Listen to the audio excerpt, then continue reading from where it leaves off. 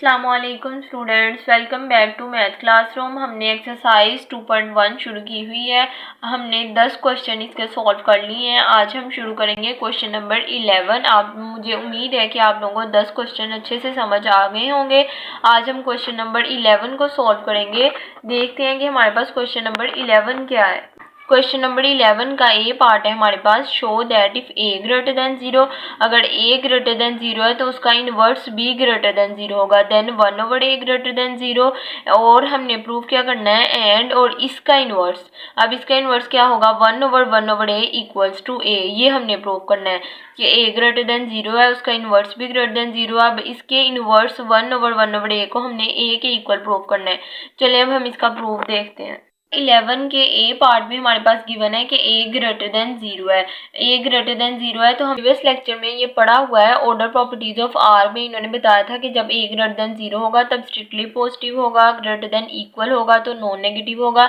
ये सारा आप लोगों को पीछे काम करवाया हुआ है। अब यहाँ पे ए ग्रेटर देन 0 है, इसका मतलब है ये स्ट्रिक्टली पॉजिटिव है।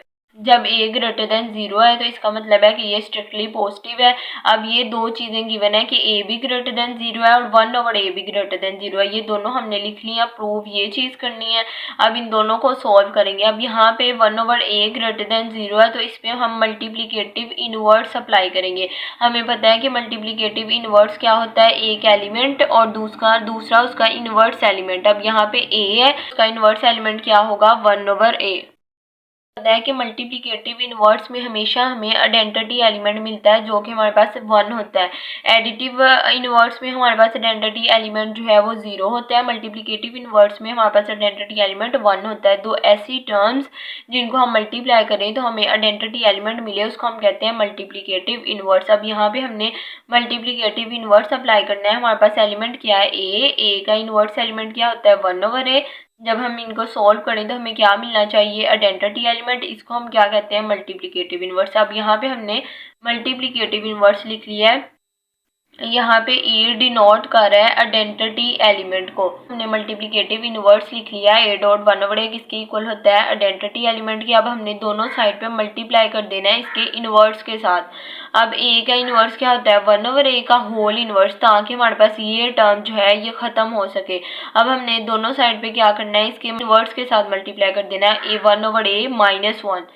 अब इसके साथ जब हम मल्टीप्लाई करेंगे तो क्या आ जाएगा, ए डॉट 1 ओवर ए की power -1 equals to e 1 over a की पावर -1। अब यहाँ पे हमने दोनों साइड पे 1 ओवर ए की पावर -1 के साथ मल्टीप्लाई कर दिया।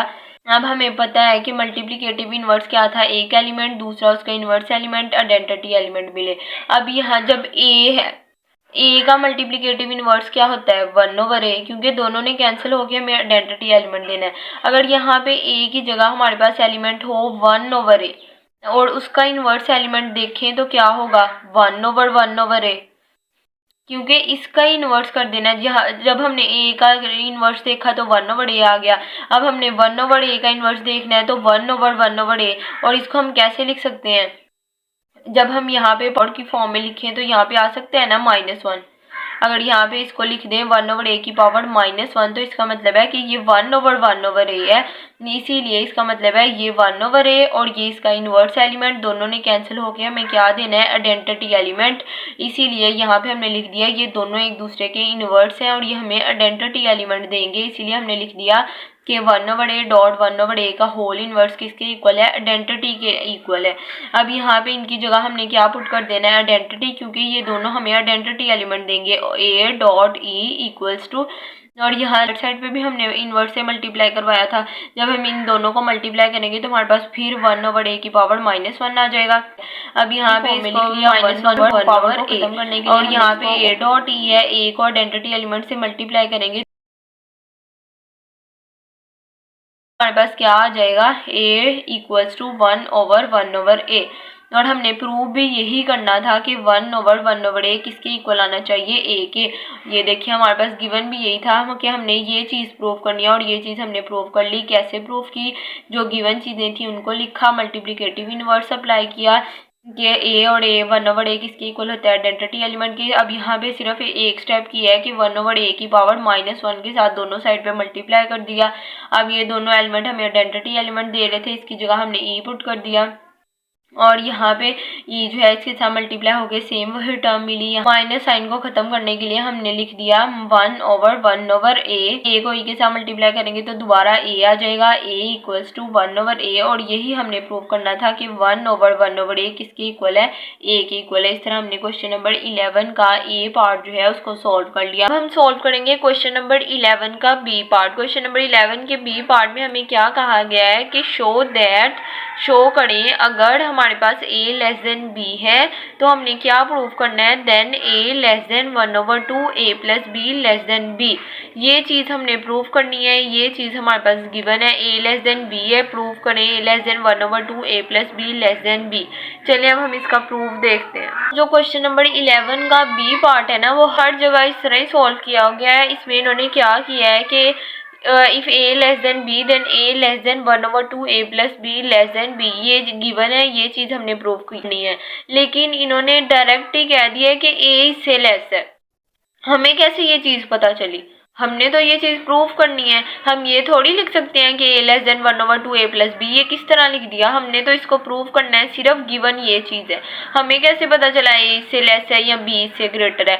अब यहाँ पे यूट्यूब पे भी और भी लेक्चर्स हैं, वहाँ पे भी इसको इस तरह ही सॉल्व किया गया है। हाँ, हमारे पास यही गिवन है कि a इससे लेस है, b इससे ग्रेटर है। a को हम इस तरह लिख सकते हैं क्योंकि a/2 प्लस b/2, इसको सॉल्व करें हमारे पास फिर भी a बन जाता है, इसको सॉल्व करें तो हमारे पास फिर b बन जाता है। 1/2 कॉमन लेंगे a प्लस a और यहाँ से b प्लस b। अब a की जगह इन्होंने इसको रिप्लेस कर दिया, b की जगह इसको रिप्लेस कर दिया। फिर कह दिया कि अगर a इससे लेस है और ये इससे ग्रेटर है, इसको हम इस तरह लिख सकते हैं। फिर दोबारा वैल्यूज को रिप्लेस कर दिया, पहले a को कह दिया इस तरह लिख सकते हैं, फिर इसको लिख दिया, फिर दोबारा इसकी जगह a लिख दिया। ऐसे थोड़ी होता है, इस तरह नहीं करना हमने।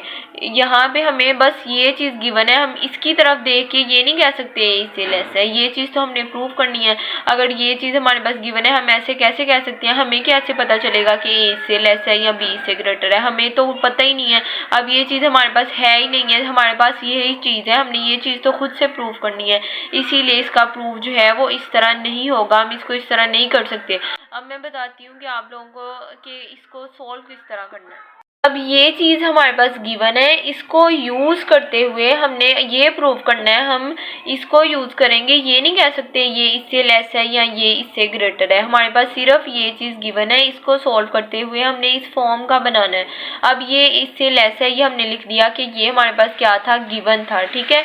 अब ये चीज़ हमारे पास गिवन थी, यहाँ पे हमने दो केसेस बना लेने हैं। एक दफ़ा हमने क्या करना है कि इसको ऐड कर देना है, दोनों साइड पे a और दोनों साइड पे b को ऐड कर देना है। जब हम इस वाली टर्म के दोनों साइड पे a को ऐड करेंगे तो क्या बन जाएगा, a plus a less then a plus b, ठीक है। अब फर्स्ट हमने क्या किया है कि ये गिवन चीज़ को लिया है, दोनों साइड पे a को ऐड कर दिया। अब हम दोनों साइड पे b को ऐड कर देंगे तो क्या बन जाएगा, a plus b less than b plus b। अब इसको ऐड करेंगे तो 2a आ जाएगा, 2a less than a plus b, और यहाँ पे 2b आ जाएगा, a plus b less then 2b।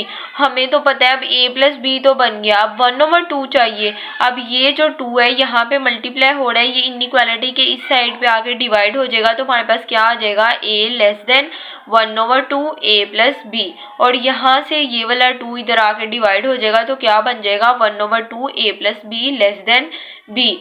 अब ये इससे लेस है और ये इससे ग्रेटर है, क्योंकि ये इससे लेस है इसका मतलब है b बड़ा है और ये छोटा है।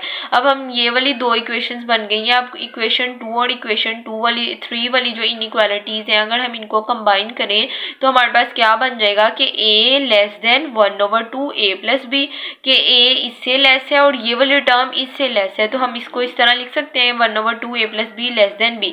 ये क्वेश्चन हमने इस तरह प्रूव करना है, इसको यूज़ करते हुए, जो चीज़ गिवन है उसको यूज़ करते हुए हमने इस तरह की फॉर्म बनानी है, फिर शो करना है ये a से लेस है और ये वाली टर्म b से लेस है। इस तरह हमने प्रूव करना है। अब क्या किया, ए लेस देन बी लिखा, पहले दोनों साइड पे ए ऐड कर दिया, दोनों साइड पे बी को ऐड कर दिया, 2 यहाँ डिवाइड हो जाएगा, यहाँ से भी 2 डिवाइड हो जाएगा। अब यहाँ पे दोनों इनइक्वालिटीज़ को कंबाइन कर दिया, ये इससे लेस आ गया और ये वाली टर्म इससे लेस आ गया, और यही चीज़ हमने प्रूव करनी है। बेटा इस तरह कभी भी नहीं होता, जो चीज़ हमें गिवन दी हुई हो उसको यूज़ करते हुए हम प्रूव करते हैं, या फिर जो प्रूव करना हो उससे ऑपोजिट हम कंट्राडिक्शन लेके प्रूव कर सकते हैं। इस तरह नहीं कर सकते कि जो चीज़ प्रूव करनी है उसी को के फिर हम प्रूव कर दें, इसका प्रूफ इस तरह होगा।